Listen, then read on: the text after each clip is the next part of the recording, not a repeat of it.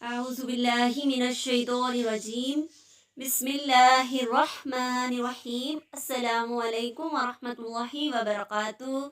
आज हमारा तीसरा पारा है, इसका 7 रुकू चल रहा है। अल्हम्दुलिल्लाह सुम्मा अल्हम्दुलिल्लाह। उम्मीद है पीछे से सब ने अपना काम मुकम्मल कर लिया होगा। ये बहुत ही अहम आयात हैं। ये आयत कुरान की सबसे तवील यानी लंबी आयत है। इसको हमने गौर से पढ़ना है। आपस के मामलात के हवाले से ये 7 रुकू चल रहा है। 282 हमारी चल रही है। यहाँ पर एक बार फिर से अल्लाह ताला ने ईमान वालों को मुखातिब किया है। हुक्म क्योंकि अहम है इसलिए मुखातिब किया है। क्या? या अय्युहल्लज़ीना आमनु, एल ईमान वालो, जब तुम आपस में एक दूसरे से मुकर्ररा पर कर्ज का मामला करो तो इसे लिख लिया करो। और जब लिखने वाला चाहे कि आपस का मामला अदल से लिखे, कातिब को चाहिए कि लिखने से इनकार ना करे जब अल्लाह ताला ने इसे सिखाया है। बस इससे भी लिख देना चाहिए और जिसके ज़िम्मा हक हो वो लिखवाए और अपने अल्लाह ताला से डरे जो इसका रब है और हक में से कुछ घटाए नहीं। हाँ, जिस शख्स के ज़िम्मा हक है वो अगर नादान हो या कमज़ोर हो या लिखवाने की ताकत ना रखता हो तो इसका वली अदल से लिख दे। अगर वो मर्द ना हो तो एक मर्द और 2 औरतें जिन्हें तुम गवाही में से पसंद कर लो ताकि इसकी भूल चूक को दूसरी याद दिला दे। और गवाहों को चाहिए कि वो जब बुलाए जाए तो इनकार ना करे और कर्ज को जिसकी मुद्दत मुकर्रर है, हवा छोटा हो या बड़ा हो, लिखने में काहली ना करे। अल्लाह ताला के नज़दीक ये बात बहुत ही पसंदीदा है। हाँ, ये और बात है कि वो मामला नक़द तजारत की शक्ल में हो जो आपस में तुम लेन देन कर रहे हो तो तुम्हें इसके ना लिखने में कोई गुनाह नहीं। खरीदो फरोख्त के वक्त भी गवाह मुकर्रर कर लिया करो और याद रखो कि ना लिखने वाले को नुकसान पहुंचाया जाएगा ना गवाह को। और अगर तुम ये करो तो ये तुम्हारी खुली नाफरमानी है। अल्लाह ताला से डरो, अल्लाह तुम्हारे इल्म को खूब जानने वाला। और अगर तुम सफ़र में हो और लिखने वाला ना पाओ तो रहने कब्जा में रख लिया करो।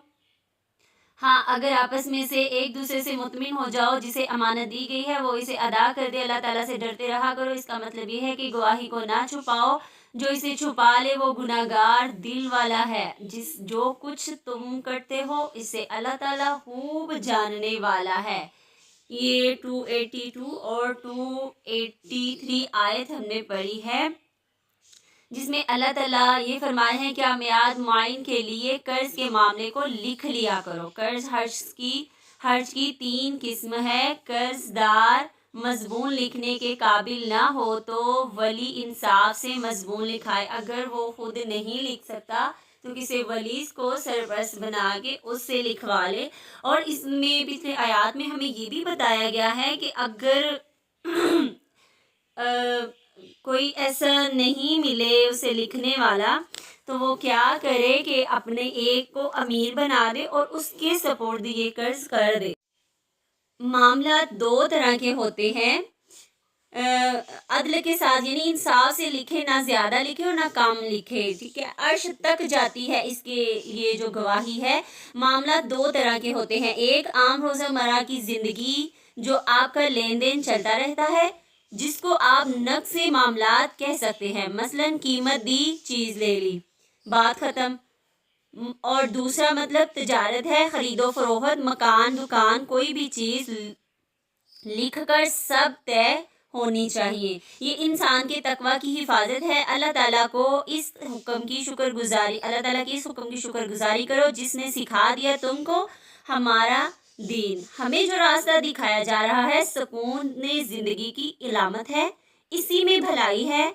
कातिब को अदल के साथ लिखना चाहिए, किसी की तरफदारी नहीं करनी चाहिए, किसी की रियायत ना करे, पूरा हक अदा करे कि तब लिखे और इनकार भी ना करे। एक दूसरे के काम आना चाहिए जैसे अल्लाह ताला ने इसको सिखाया है। इससे पता चलता है कि इल्म अल्लाह ताला की तरफ से दी गई एक बहुत बड़ी नेमत है। गवाही छुपाने की मुज़म्मत, तहरीर और गवाह ऐसे हों जो इख्तिलाफ की सूरत में हकीकत की सही तौर पर बयान कर सकें। اور آگے بھی اسی حوالے سے جیسے عورت کا ذکر آیا تھا، تو عورت کی گواہی ایک عام مرد کا جسم ایک عورت جسم کے 8، اس کا اعزاز زیادہ ہوتا ہے، زیادہ پاورفل ہوتے ہیں مرد، اس لیے اللہ تعالیٰ نے کہا کہ تم ایک مرد اور 2 عورتوں کی گواہی بنا لو، کیونکہ عورت کی اندرونی کمزوریاں پائی جاتی ہیں، بچہ پیدا کرنا اور اس کے جسم کمزور ہو جانا، اس طرح کی بہت ساری علامات ہیں اور بھی عورتوں کے ساتھ، جس کی وجہ سے کیا ہوتا ہے کہ وہ اکثر بھول جاتی ہیں۔ تو اس لیے یہاں پر یہ کہا گیا کہ مرد کا ذہن زیادہ تیز ہوتا ہے، اگر 2 مل جائیں گواہ تو بہتر ہے، ورنہ ایک مرد اور 2 عورتیں ہوں گی۔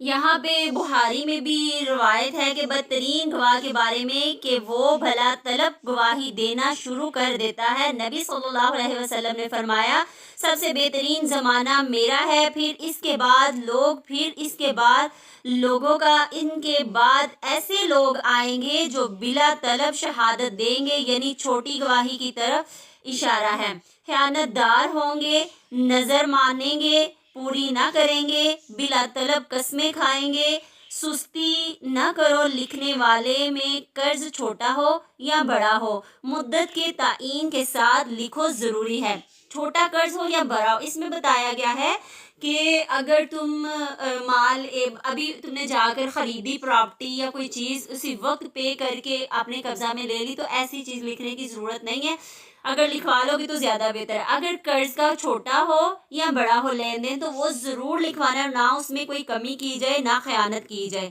اور نظر مان کر پوری کی جائے۔ یہ نبی صلی اللہ علیہ وسلم نے فرمایا ہے اس حدیث میں کہ ایسے لوگ ہوں گے جو جان بوجھ کر بے جا ہی گواہیاں دیتے پھریں گے، بے جائی قسمیں اٹھا لیں گے، شہادت دینی بھی نہیں ہے، پھر بھی وہ اندر اپنی بات ٹانگ اڑا لیں گے، تو یہاں پر خیانت ہے یہ، ٹھیک ہے، اور نظر مانتے جائیں گے، ہر چیز پہ منتیں مانگیں گے لیکن پوری کوئی نہیں کریں گے، بلا طلب ایویں قسمیں کھائیں گے، ٹھیک ہے۔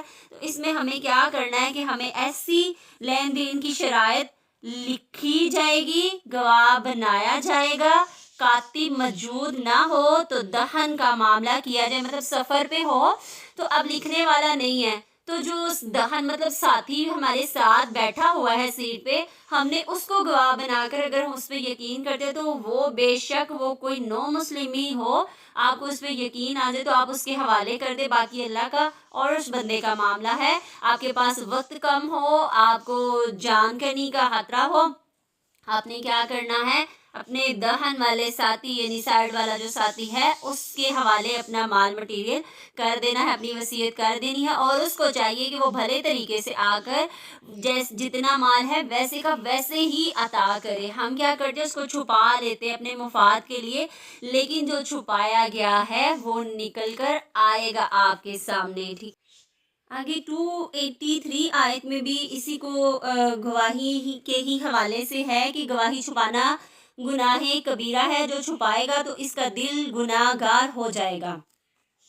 رحم کا مطالبہ 4 صورتوں میں ہوتا ہے، گروی رکھی ہوئی چیز یعنی سفر میں، حضر میں یعنی گھر میں کاتب نہ ملے تو سفر میں یا گھر میں۔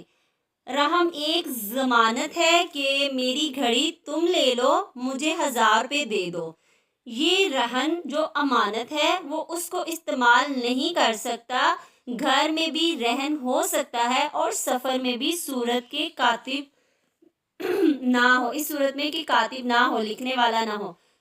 آگے تیسرا، کاتب تو ہے لیکن قرض دینے والا تحریر پر آمادہ نہیں ہے، وہ کہتا ہے کہ مجھے لکھے ہوئے پر یقین نہیں، مجھے امانت کے لیے بھی کچھ چاہیے، اس لیے وہ رہن کا مطالبہ کرتا ہے۔ حضرت عائشہ رضی اللہ عنہا سے مروی ہے کہ رسول اللہ صلی اللہ علیہ وسلم نے فرمایا، ایک یہودی ابو ہاشم اس نے انار خریدا، آپ صلی اللہ علیہ وسلم نے اپنی ظہیرہ بطور رہن رکھ دی، اپنی ظہیرہ بطور رہن رکھ دی، یعنی وہ جو جنگی لباس ہوتے نا اس کو۔